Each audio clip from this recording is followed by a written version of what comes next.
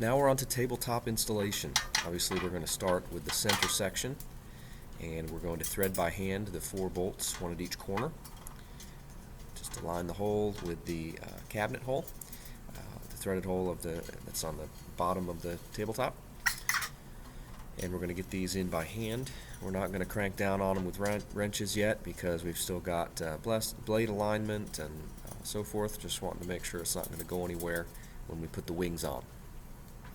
So then we're going to grab the wings and put them on. We've got 3 bolts. I've figured out a way to do it with one person where I sort of brace it with my right forearm and my left arm and shoulder. Start with the back bolt. On this side, the motor side of the saw would be the front bolt on the non-motor side of the saw. Then I thread the 3 bolts by hand and then work on alignment. So it's hanging there. Now we're going to grab the wrench, and I like to make sure the front and back edges are aligned and then work on the top.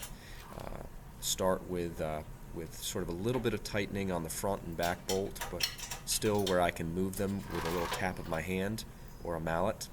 And then I like to get that back one aligned and tighten it pretty tight. Use my finger to align the middle section and the wing on the top.